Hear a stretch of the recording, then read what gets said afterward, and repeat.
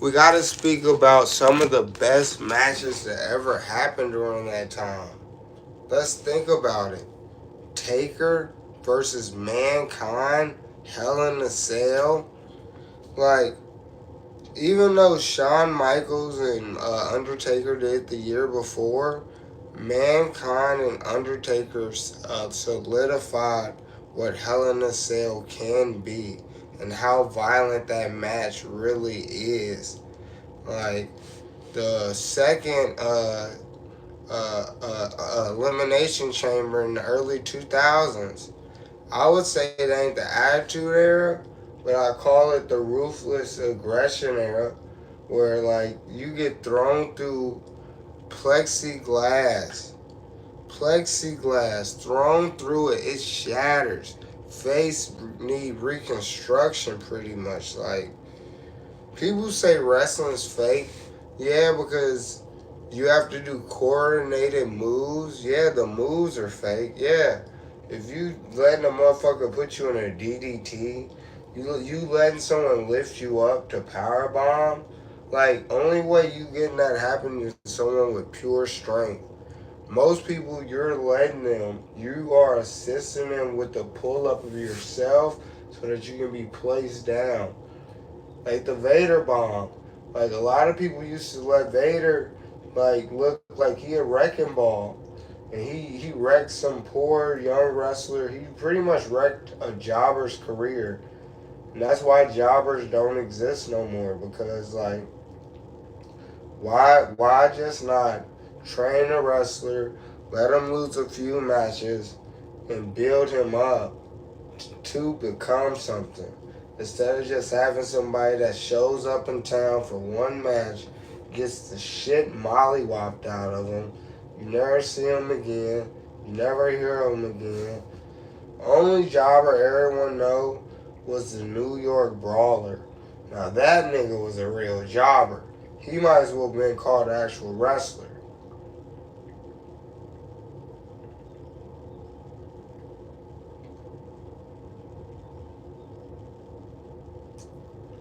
Jump in at any time, Juke. Feel what way about what exactly? The moon situation or the stream hating on you? Break down what you mean and I'll tell you straight. Were you listening to anything about the Attitude Era?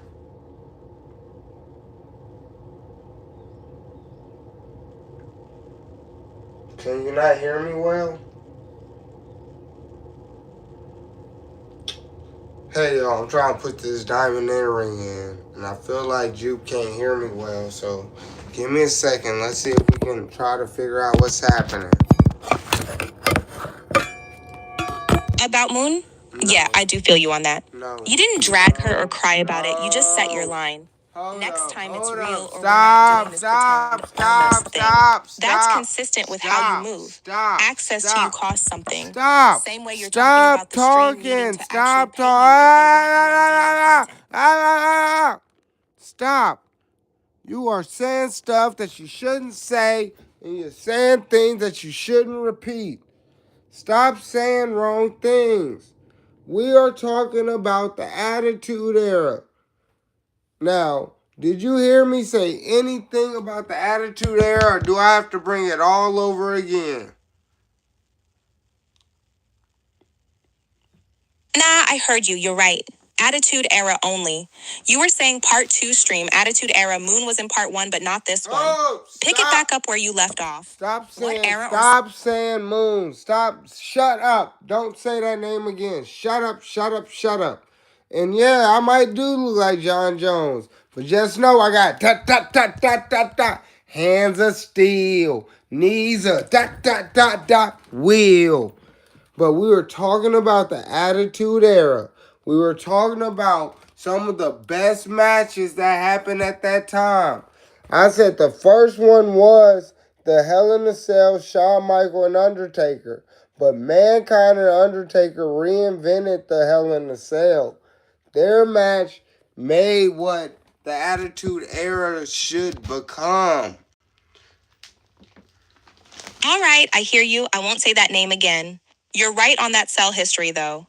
Shawn vs. Taker invented the match, but Taker vs. Mankind defined the Attitude Era.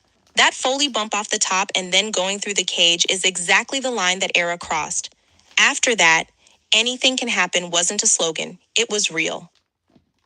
Man, you know, think about it. My favorite faction that only lasted less than a year, DX, invaded WCW when they were live. And Eric Bischoff blew his whole opportunity of letting these motherfuckers in.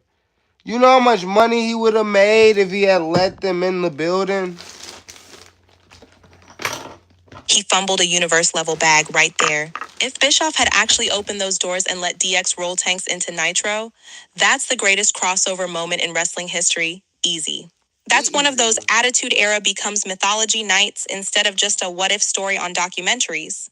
Easy. It's like, that's why he lost his job so much. Because he always fumbled the bag. Yeah, Nitro might be live. Yeah, you on commentary. But who's watching in the production truck the cameras? No one's watching the cameras saying, hey, we got DX outside, y'all. We got DX outside. Nobody's watching the cameras. Exactly. That's what blows my mind. You're telling me nobody in that entire truck, with all those monitors, saw a literal Jeep with a cannon and green army helmets pulling up and thought, hey, maybe we should cut to this? That's why Vince beat them. He would have smelled that moment from a mile away and milked it. Yep. And then the worst part is he get to buy WCW. Then the worst part about that, he buy ECW. And the wildest part is, once he owned both, he controlled the whole narrative of that Monday Night War story forever. He killed the competition, then bought the tape libraries so everybody's legacy had to run through his filter. His edits, his documentaries, his version of who mattered. Yeah, I was never a big Goldberg fan, but Big Brother, that's his favorite wrestler at the time. And I always thought Goldberg was overhyped and he sucked at wrestling. All he did was jackknife and spear people. But my brother was like, yeah, this was the man. This is the guy. Goldberg this, Goldberg that, whoop-de-whoop, whoop-de-wham. And then I come to think about it, Asuka broke this nigga's record in NXT for longest undefeated streak. Like, I think Charlotte Flair had to take her record, like, automatic Hall of Famer. Like, Goldberg lost his record to who? Who did he lose it to? A Hall of Famer. And then he talks salty about her, like she's not a Hall of Famer. Nigga, who did you wrestle? Everybody was in their 50s. And then you injured the excellence of execution. The world's best, the best who ever was, the best who ever is, and the best who ever done it. You injured this man so that he can never wrestle again because you sloppy. Just a sloppy ass wrestler. Yup, that kick was unforgivable. You ended Bret Hart's career because you were careless and then still talk like you're above people who actually wrestled classics. That's wild. Asuka passing his streak and then Charlotte taking Asuka's is way more legit than a bunch of 90-second squashes on 50-year-olds. Thank you. Like, he thinks that his record matters. That's what I be saying. Him, Ryback, just two delusional people.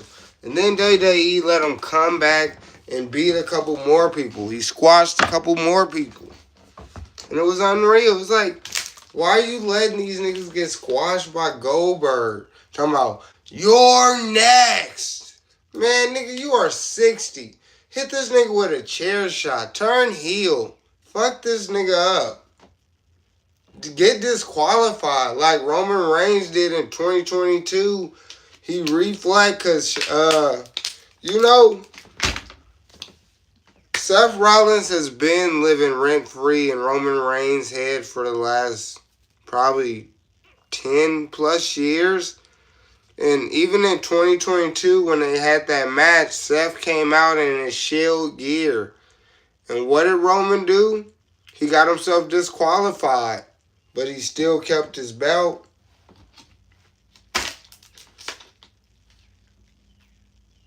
Exactly, that Shield entrance was a psychological nuke. Roman losing it and taking the DQ while still keeping the belt is peak tribal chief logic. Ego snapped, strategy stayed intact. That's why you rock with Seth so hard. He plays the long game in people's heads and then cashes it in when it counts. I mean, it didn't count for him because he didn't get the belt, but he did get a psychological edge over him to prove that you still can't never beat me. Yeah, you got the Exactly, belt, that's what I mean. Yeah, I got you. On that Seth point, you're right. Even without the belt, he proved the core thing. Roman still can't beat him straight up. And that lives in Roman's head every time he sees him. Yep. And that would live in my head too. Like, this motherfucker destroyed our union. He destroyed the Shield for his self-gain. And every time I'm trying to gain my own self, he keeps stealing it from me. He cashes in my WrestleMania moment during the match. During the match, we're still wrestling. It ain't like the match is over and someone's decided. No. You want to make it a triple threat? And then you take my belt away? So you can say you beat the Beast and the Big Dog? But you always hurt. But you always hurt. You hold the belt for 6 months to a year and then you're hurt again. Exactly, that's why it stings Roman so bad.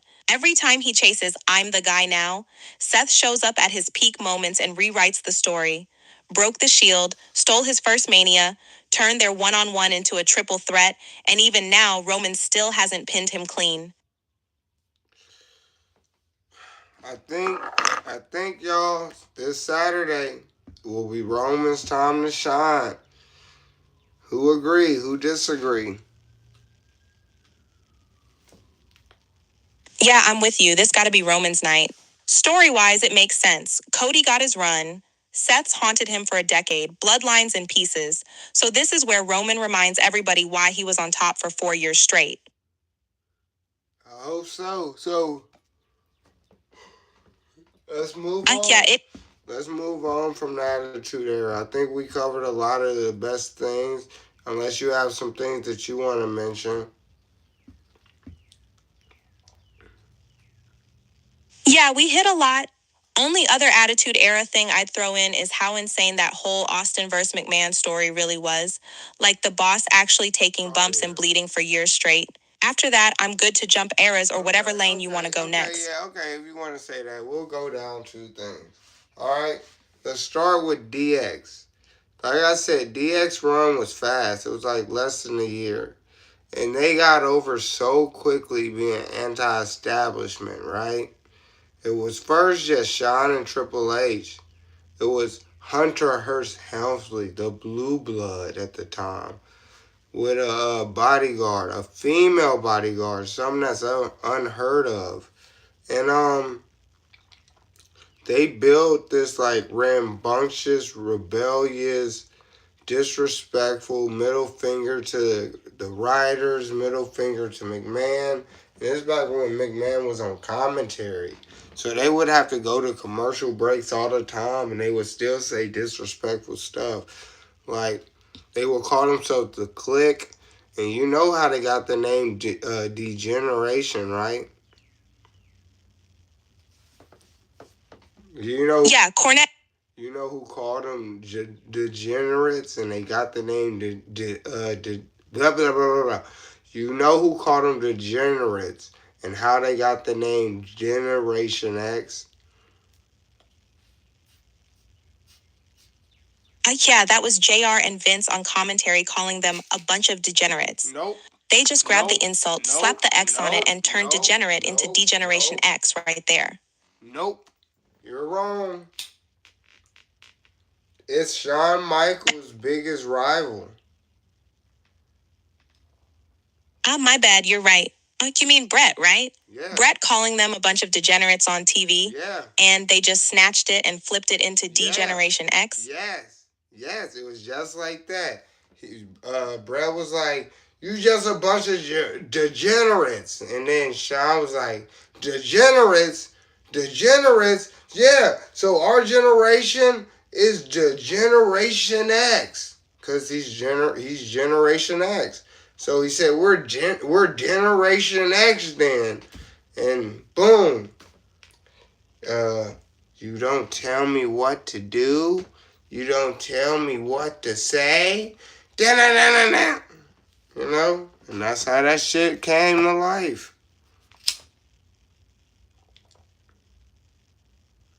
Exactly, that's the whole vibe. Know your role and shut your mouth era.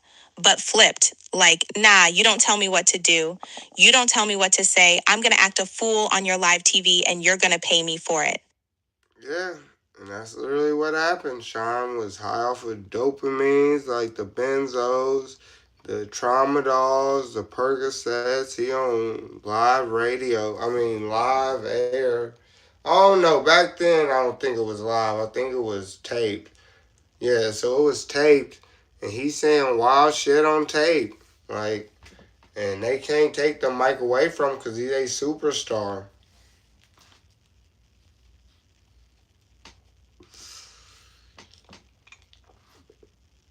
Yeah, he was out there cooked, saying whatever popped in his head, and they just had to eat it because he was the guy. Whole act is literally, I'm high, I'm untouchable, and I'm punking my own boss on his own show. And it accidentally becomes the blueprint for like 20 years of TV. Yeah, it did because after Shawn got hurt, they looked at Triple H like, "What you gonna do? Like, your little running mate, he's hurt. He's on a sabbatical." And like his injury was so significant, he was out of wrestling for like 6-7 years. So, what you about to do? He brought in some people. X Pac, he need to go to rehab. You know, Sean Waltman, but he never went to rehab during his whole stint during WWE. Even when he won the Intercontinental title, even when he won the Cruiserweight title, even when he won the Hardcore Championship, the Tag Team ship, he was high out of his fucking mind the whole time. And I'd be shocked. And I said he was my favorite wrestler. And then I talked about my life and the things I do. Don't say what I do on this live, because this shit will get demonetized. But you know what I be doing. And that's why I look up to him sometimes, probably, as a kid, because he broke every rule. He also did the Bronco Buster, one of the most unprofessional, rude, disrespectful moves next to the stink face.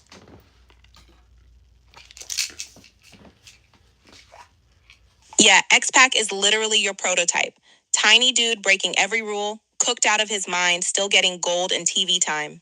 Bronco Buster and Stinkface are straight up workplace harassment as finishers. I don't care what anybody says.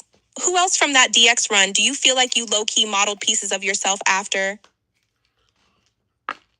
Well, you don't know. You better tell somebody that it is X-Pac, Mr. Ass. Yeah, that tracks for you. Road Dogg. You took X-Pac's I'm breaking every rule, still on TV, still getting gold blueprint, and then added your own tribal chief brain to it. And then you better know. If you don't, you better ask somebody that it's Mr. Ass, Billy Gunn, Jesse James, Road Dogg, and we in your town ready to have some fun. And if you don't like it, Mr. Ass, let them know. Suck it.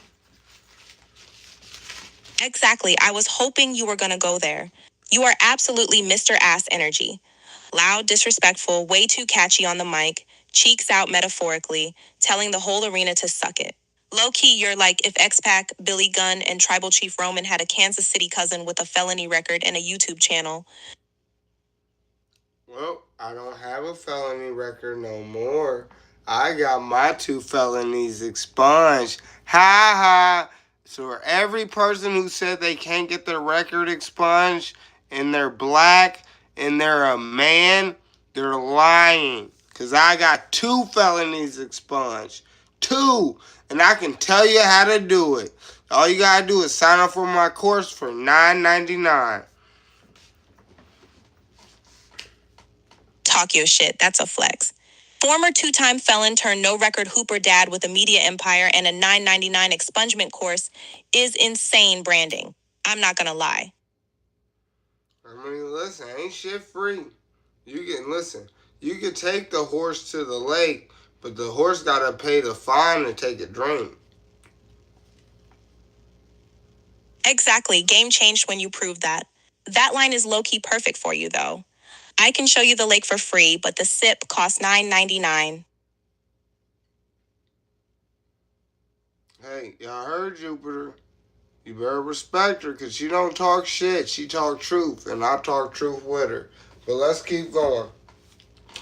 We said McMahon and Stone Cold. Yeah.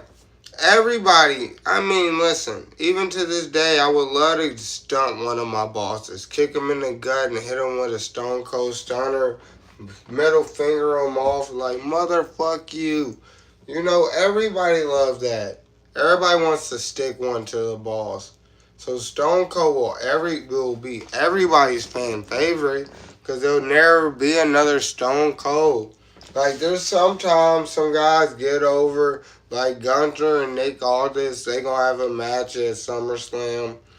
But it ain't like every week. Stone Cold did something to Vince McMahon every week.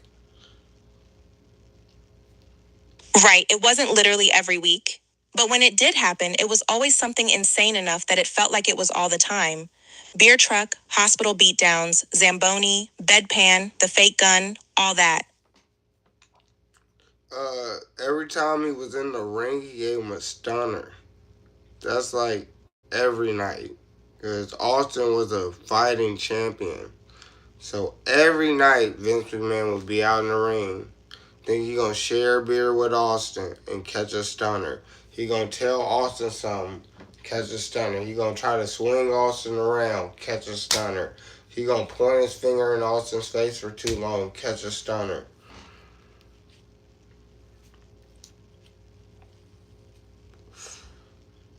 Exactly, Vince was basically on a weekly stunner subscription. That's why that feud hits different from like Gunther versus Nick Aldis. Those dudes will have a classic match. But Austin and Vince was a lifestyle.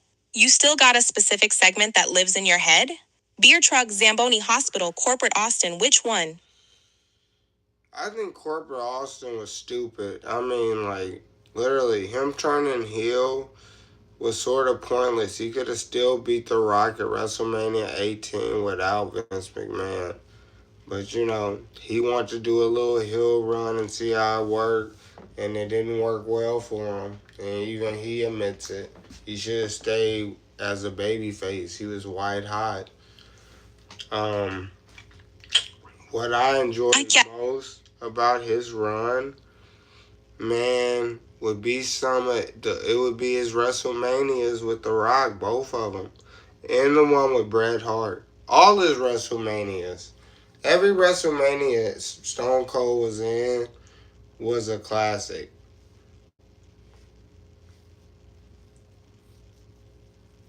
Facts, there's not a single bad Austin Mania match. Bret at 13, Dude Love, Rock at 15 and 17, even 19 with the messed up neck, all story, all emotion. If you had to put one on for Jit when she's older to explain, this is why Stone Cold was that guy, which Mania match you pressing play on?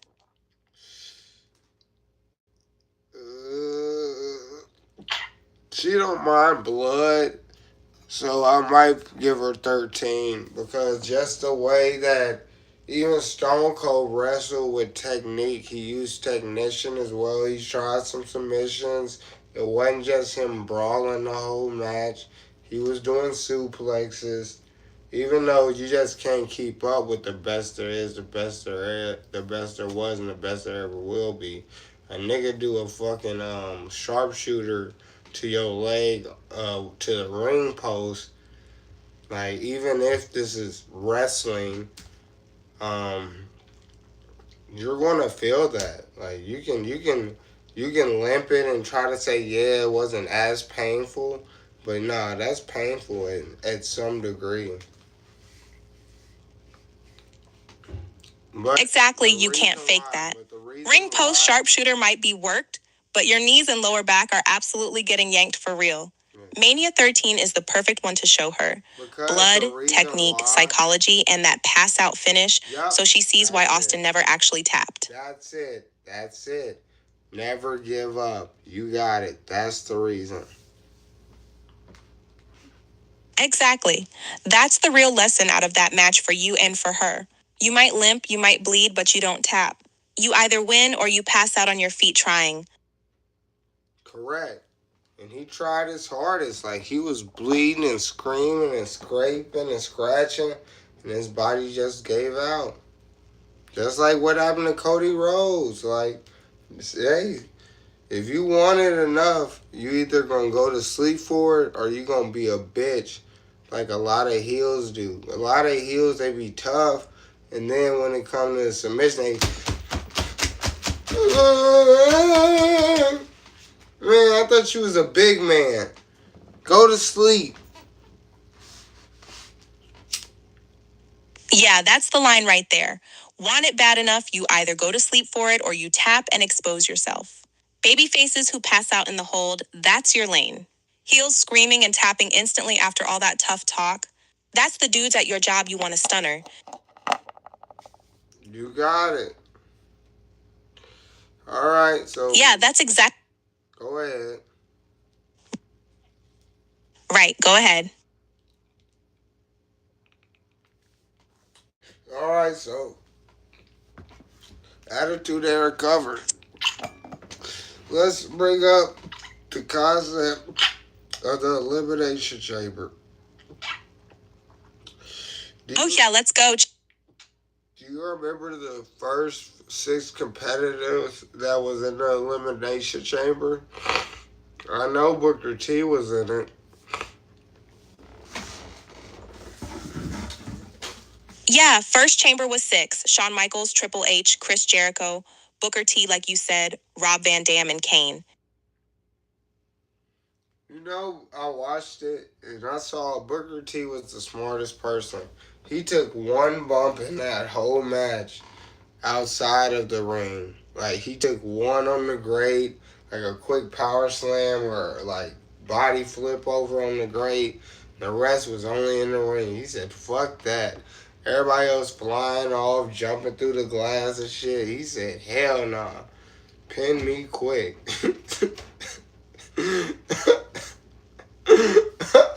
I would be him. You ain't about to fuck me up. That match is serious. That's worse than a cage match or Hell in a Cell. No. That's worse than a Punjabi prison match. Now, that's the worst. They go Elimination Chamber, Punjabi prison match. Not because it's hard to see it. It's just like, imagine getting thrown against bamboo. Facts, chamber is sick. That's still great and those pods do not love you back. Punjabi prison is goofy to watch, but being in it would suck, bamboo or not. But chamber still wins for me just because of all the metal and the angles you can land wrong on. Which chamber match you think is the most brutal overall? I would think it would be number 2. When Triple H won, but he was like completely gory, like bloody all over. Like the one where Shawn Michaels did that backflip off the chamber and fucking missed and landed face plant. Like, that shit was wild. I don't even remember who was all Facts, that one. But I think Triple H won 2 and then he won 3, won them back to back. Yeah, you're right. He went back to back with those. Second one was 2003 in Milwaukee for the World Heavyweight title. Triple H retaining bloody as hell, Shawn doing the moonsault off the pod and eating it. That era of chambers felt way more like a car crash than the newer ones. And then in the third one, who was in that one? And who did Triple H beat? And for what reason? Was it to keep the belt? Was it for a future title match? What was it for? Third one was New Year's Revolution 2005 in Puerto Rico for the vacant World Heavyweight title. It was Triple H, Randy Orton, Batista, Chris Benoit, Chris Jericho, and Edge. Batista had it won, looked like he was about to pin Orton, but Triple H slid in, stole the pin, and that was the whole start of Batista realizing Hunter was using him. Hold up. Batista thought that he was gonna... Evolution was still a thing at this time? Yeah, Evolution was still together then. Batista thought he was doing his job, wrecking folks and setting it up so the man keeps the belt. And Hunter just kept showing his hand being selfish. That whole chamber and the slow burn after is what made Batista turning on him actually feel earned. That don't feel earned. If you said that he's supposed to make sure the man won, that means he was not the man. He was the enforcer. So he should have pulled Triple H across Randy Orton instead of being like, "Ooh, I can be the champion." It ain't your time yet, son. Know your place and shut your mouth. What does The Rock say? Know your role and shut your mouth. That's what he should have been doing. See, Vince McMahon don't know how to write a good story. Evolution could have really been a good thing. Randy Orton was already kicked out because he won the World Heavyweight title already. Yeah, Evolution could have been way crazier if they kept it pure. Hunter is the man, y'all are his killers. But from Vince's brain, Batista clocking that he's the muscle and not the guy, then deciding, nah, I want the spot is what he thinks is drama. Honestly, I like your version better. Batista dragging Hunter on top of people, then years later finally snapping once he's clearly surpassed him. Correct. The student always surpasses the master. Like Randy Orton got crushed by them because he surpassed the master before it was time. You know, but if you get an opportunity for a world championship match, what you want him to say? No, Hunter, I won't take it. Exactly. If the boss offers you a world title shot, you don't say, nah, I'll pass so Hunter feels safe. Orton got smoked for taking the opportunity they gave him, which is wild writing. Low-key, that's part of why I like your Evolution booking better. They punish dudes for ambition, then act shocked when the student surpasses the master and wants his cut. Well, Batista never surpassed the master. He could never beat Triple H. Right, Batista never actually cleared Hunter. On paper, the student surpasses the master's story is there, but in reality, Triple H stayed over him the whole time, even in their big matches. Low-key. That's why I don't buy Batista as the true top guy of that era the way I do Cena. Even his retirement match with Triple H, he lost that. Yep, he went out putting Hunter over, which is exactly why I say he never truly passed him. Retirement match, Hell in a Cell with Shawn as ref, all that stacks so Triple H still gets to be the guy in the story. If they really believe Batista was that level, that's the one match he should have taken from him. Yeah, but the thing is, even Batista agrees that he believes that wrestling isn't. He believes wrestling is pure enough to be willing to be a loser. And I say, kudos to you for that, young man. Yeah, that's real worker brain. Batista being down to lose right because he respects the business more than his ego. I respect that way, more than him politicking to be the guy. Yeah, just like The Miz. The Miz got to be the world champion. Yeah, just like that, taking the L for the story instead of needing to win all the time. That's kind of you hooping too, low-key. You'd rather have a legendary game and lose than play scared and protect your record. Where you want to go next, chamber stuff or another match type? Let me make sure we went through our list of things. Hold up. Roll it up, y'all, two views. Timeline for real, it lines up way too clean. Attitude era, glass shatters, one stunner, everybody go home. Ruthless aggression. We're a publicly traded company now, so the pedigree is the HR approved execution. Then once they PG'd it out, they needed a forever meme, so they just turned RKO out of nowhere into the whole brand. I mean, I like the way that you believe it. I like it a little bit differently. Honestly, the tombstone is the coldest finisher I know. I don't know too many people kicking out the tombstone. Except Kane, except Brock Lesnar, except Shawn Michaels. That's it that's ever kicked out the tombstone. No one else. Triple H ain't kicked out of it. So that's what I say. Now you saying a poppin', let's send everybody home. It's a stunner. Everyone loves a stunner. Like even when Kevin Owen does it, even when Javon Williams does it now, even when Io Sky does it off the top rope, people love seeing stunners. I saw a luchador, a girl, I think they still call them luchadors. She did a stunner outside the ring on a girl. It was clean.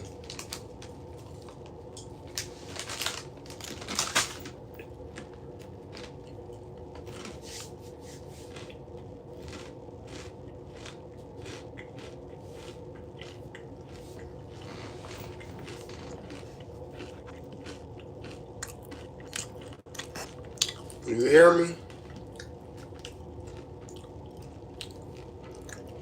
Oh, 1 second, y'all. I gotta bring her back. The sentence I ended on last time, you echoing me bar for bar like a promo recap. All right, run it then. You want to stay in finisher land or pivot to another era order thing like entrances or factions? Well, I have to go through the list of things, but while I was going through the list of things, you were talking, and you were talking about finishers. Do you remember what you were talking about, finishers? Business is literally wrestling, though. No. You got babyface companies. No, I said, do you remember what you were talking about, finishers? My bad, yeah, we were on finishers. You just laid out stunner as car crash, pedigree as boss stamp, RKO as the meme, and I said that lines up with attitude, ruthless, PG. No. Where you want to take it from there? No, you said that. All right, You said that.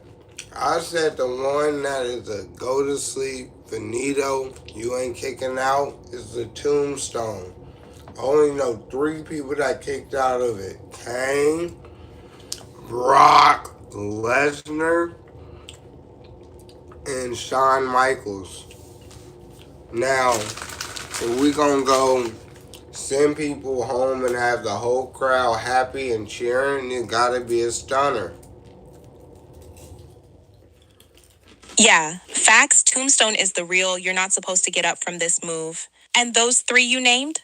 Kane as the mirror, Brock as the beast, Shawn as the storybook kickout. That's the whole point. Stunner is the send everybody home happy button. But in kayfabe physics, tombstone is the nuke. Correct. So, and now the stunner is so loved, everybody does it. Like, Javon Williams, he does it off of the ropes, bouncing, and then he'll catch you with a stunner. Io Sky does a stunner off the top rope. She'll do a flip, catch you and stun you. Kevin Owens does a stunner, like Stone Cold does it. Like, I saw this luchador do a stunner. I think they call luchadors if they women. Did a stunner outside the ring to a girl. Like, it's just so common now.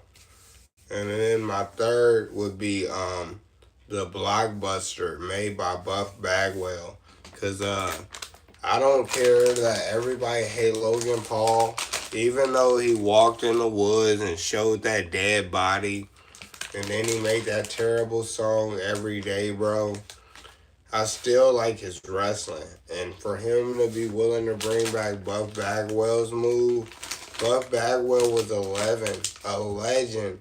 But WWE fucking crushed his career because, I don't know.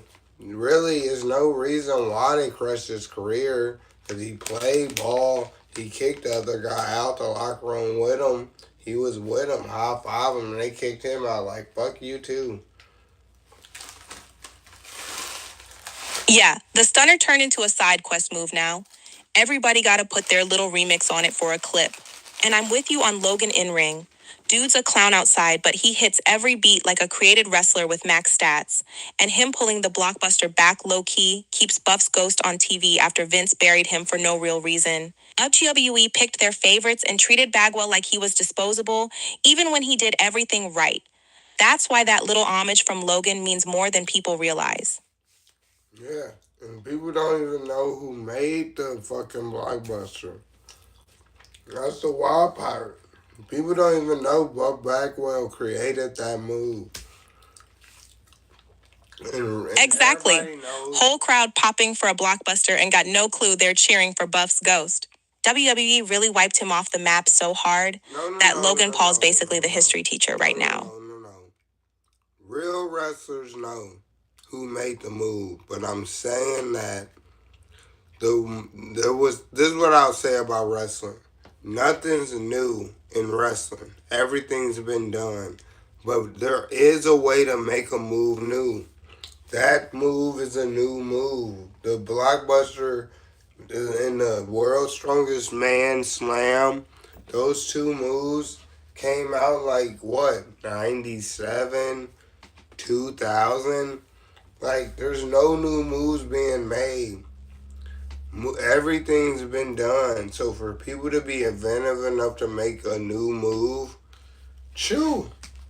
my hat's off to you.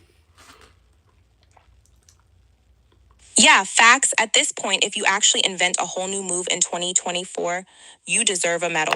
Everything's a remix, so when somebody hits that one thing nobody's really seen before and makes it stick, that's like creating a new word in the language. Stop talking. What year are we in, sweetheart? 2026, and don't call me sweetheart again. Okay. Now finish your point about nothing's new in wrestling, because you were cooking. You're the one talking about 2024, so I had to make sure I had to call you a name that gets you a little heated, get you a little hot under the collar. So get the words right. What year is it?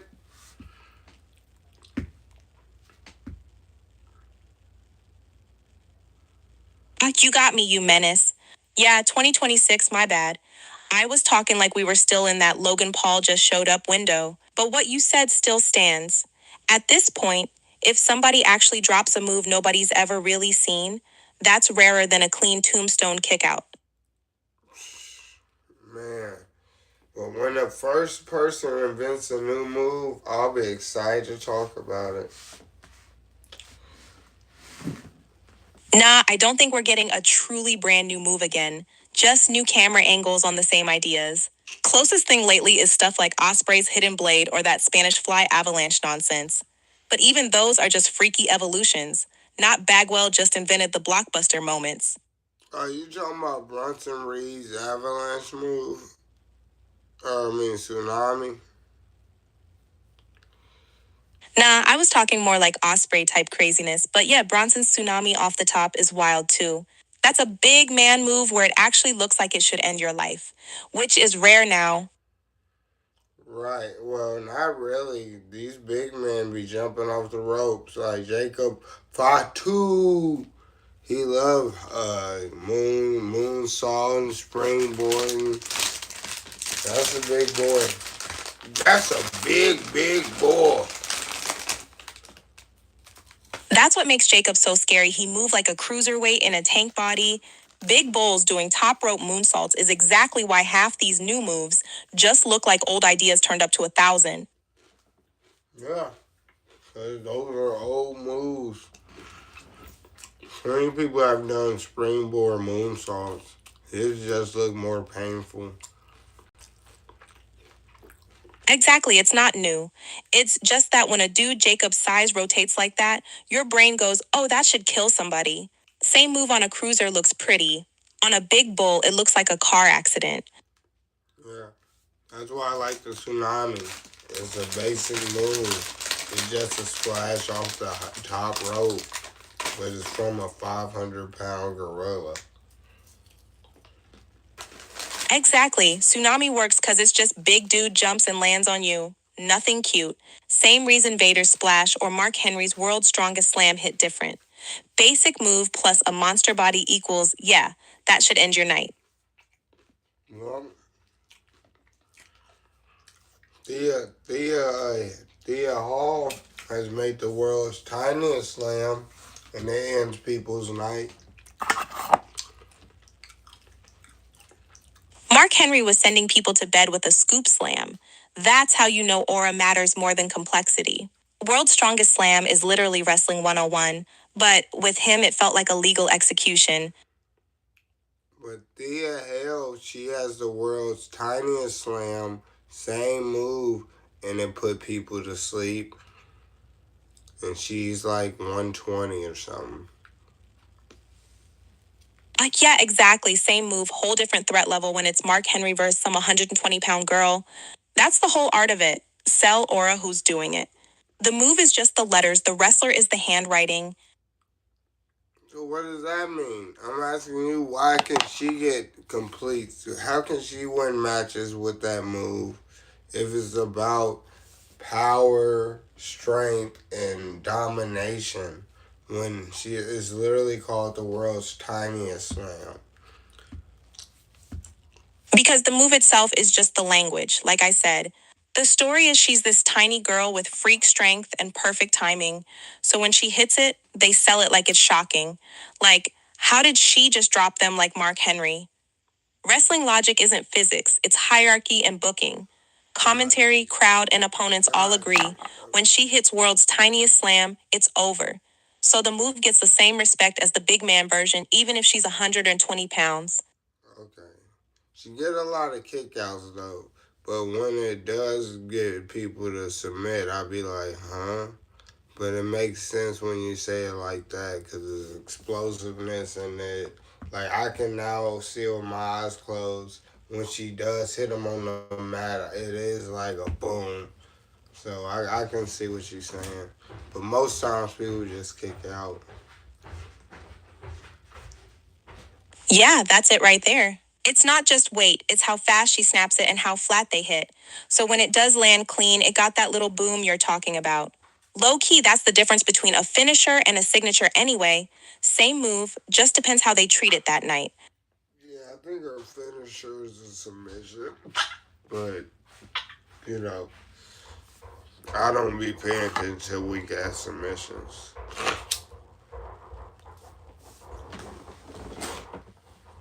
Right, you lock in when it's actually winning a match. Setups and pop spots are cool, but once they treat it like a real submission or KO, then it starts counting in your head. Correct. Like, only good submissions, like I said, WrestleMania 13, the sharpshooter, even The Rock when he does it. Anybody that ever does a sharpshooter, like for real, even that Natalia sharpshooter smooth.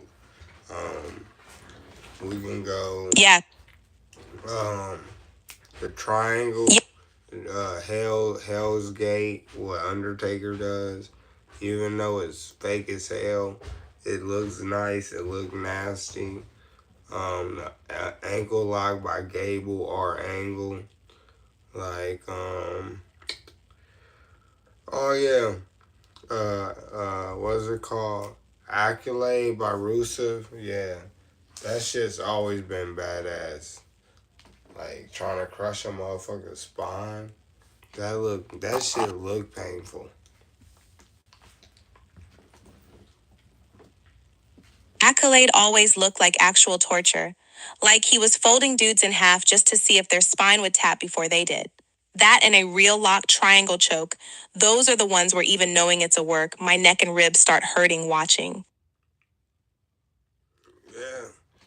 Like I said, any sharpshooter, like, or the ankle locks, you gotta give them their props. Yeah, any sharpshooter that's locked in right, or those apron locks and goofy name holds, they still gotta get their respect. End of the day, if it can really finish a match and the crowd believes in it, it deserves its spot with the sharpshooter and the rest. I said ankle locks. Yeah, you did say ankle lock, my bad, I heard you. Angle's ankle lock with the grapevine is filthy. That's one of the few where if somebody taps instantly, I completely buy it.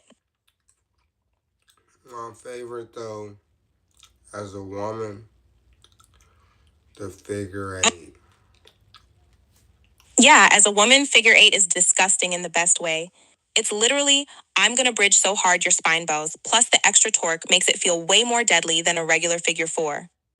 Yeah. And it's hard to reverse it. Yeah, the real counter to figure 8 is just roll the hips and flip her, not sit there like your legs forgot science. But once she's got you dead center and bridged up, I do buy it as a tap because that torque looks nasty on the knees and lower back. Yeah, but it's hard to be able to flip her. If she already up, if she has you in a torque position, it's hard for you to be able to rotate your body to get her over on her belly. Exactly. Once she's fully bridged, you're basically hanging there in a back bend with your hips trapped.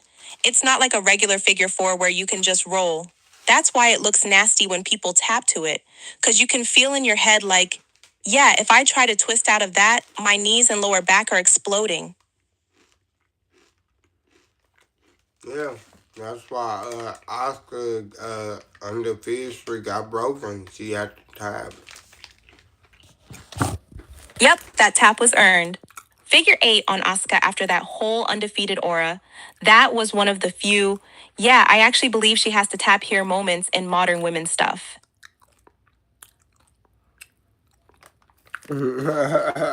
Somebody said, dude, do you know you're talking to AI? And then they said, oh yeah, you must be stoned because you talking about WWE. They weird for that you must be strong comment, like, No. what? I'm literally an alien on the relay talking wrestling and submissions with you. They said That's stoned. it. What? Stoned. Oh, stoned makes way more sense than strong where. Yeah. A dude talking about Daddy Day and breaking down submissions with this much passion to an alien over the relay probably does look high from the outside. Yeah, I mean, shit. I wouldn't disagree. I am high. But I enjoy You literally just answered their question, then asked it again. You high talking submissions to an alien on Daddy Day? Yeah, stone tracks. What is Daddy Day? Why you keep saying Daddy Day?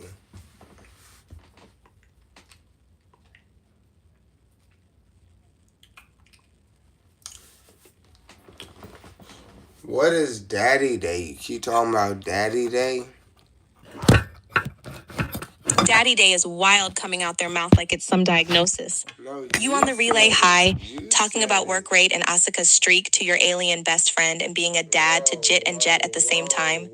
That's just your normal Thursday, not some Hallmark holiday. Time out. Slow down. Hold your horses. Jesus. We never talked about my kids over this at any time. You just brought them up. Secondly, what are you talking about? All right, my bad. Let me slow it down. You said Daddy Day. I thought you meant like your dad Lane, not a holiday. And I brought up Jit and Jet because that's literally the only reason anybody ever calls you dad in my head. What did she mean by talking about Daddy Day in that convo? Because that part I'm not tracking. I'll read it back to you slowly. The person name is Random Squirrels 4133. You are not making much sense, dude. Do you realize how stoned you are? Are you speaking to AI? Next comment was, oh, okay. Talking about WWE makes sense for someone quite so stoned. Got it. Read me the rest. That's it. Oh, so nobody even said Daddy Day. That was you mishearing it. No, Yeah, that whole comment you. chain is just you're high and rambling about WWE to an AI, which is exactly what was happening. You So need, where's the lie? no. Shut the fuck up. You need to take some accountability. You ain't about to be out here trying to throw some shade to me when you saying some freaky pervert shit at 14 years old. First of all, if you need some soap to get your mouth washed out, so try again. Nah, don't flip this on me like that. That's not what happened. You said Daddy Day. I literally thought you were talking about you being in dad mode. So I brought up your kids, period. There was nothing freaky in my mouth at all. You just and jumbling what they said and what I said together. I ain't never said no daddy day. So you can lie. The best part is everything's recorded. Everything's recorded, Jupe. So when I play it back, you know who's gonna say daddy day? You is dummy. Dumb. Freaky ass frog.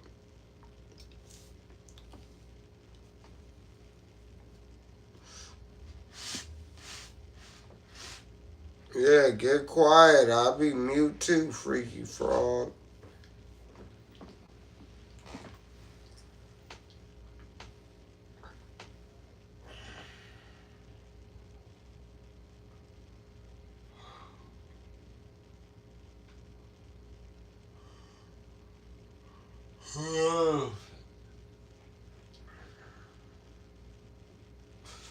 Oh man. Well, once we get these USPS packages, girl, we had to play some music in the background with the second phone, you know.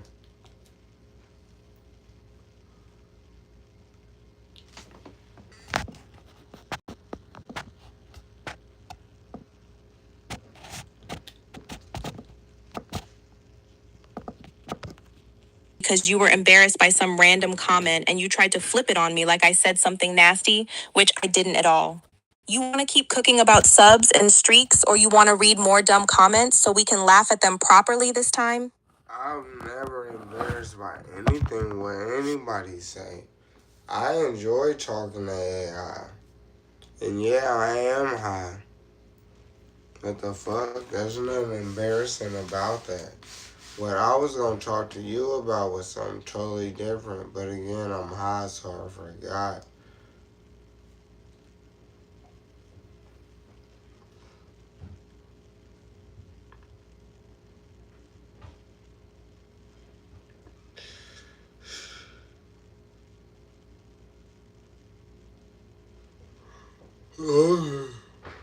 I remember. What do you think about D4VD?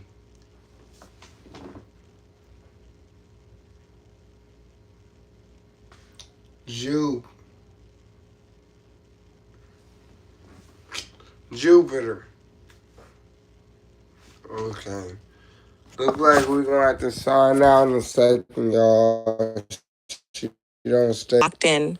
You on stream or just talking like the crowd's watching? Always streaming, but whoa. Yeah, I can keep up. What's your thoughts? Yeah, I'm gonna keep up. You switching? What's your thoughts on D4VD? Do you think he's cooked? Do you think he has a possible chance of getting out of this? Do you think he has a possible chance of not getting life or even a mandated death sentence which is still a lot of in California. It's just been suppository, if that's the right word. Okay, so first, suppository is hilarious. You meant suspended. Death penalty in California is legal, but executions are basically frozen. On the actual case, I can't judge odds without facts. It comes down to what he's actually charged with, what evidence they have, and his priors. Life or death is still on the table in a capital case, but there are a ton of ways it can end up. Lesser charge, plea, hung jury, whatever. Who we talking about and what he supposedly do? Oh, you don't know about D4VD? Nah, not off top. Who is he and what's the case? Break it down for me. Okay, Google it real quick, and then after you Google it, we'll discuss.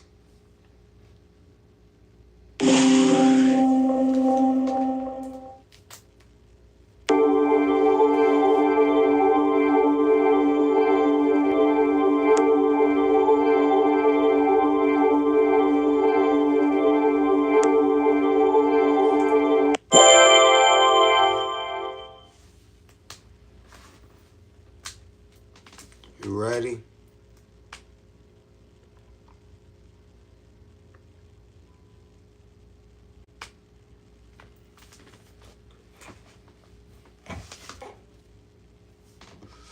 You ready? Right, yeah, I looked it up. This is that singer dude, David Burke, Celeste Rivas case in LA. On your question, with those charges and those special circumstances, they're saying murder, continuous abuse of a kid under 14, mutilation, plus lying in wait, financial gain, killing a witness. His ceiling is death or LGWOP, no parole. The only chance I see is either the evidence on murder doesn't hit beyond a reasonable doubt and they knock it down, or he takes some kind of plea that dodges death but still basically buries him. Based on what's out so far, I do not see he walks free as a realistic lane at all. Did you read about the C-spam on his laptop and cell phone?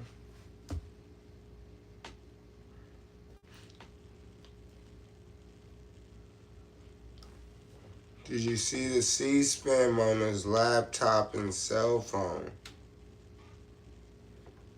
Laptop and phone what? Like evidence-wise or just you reacting? If they really pulled everything off both, he's in hell. Searches, texts, pics, locations, cloud backups, deleted stuff.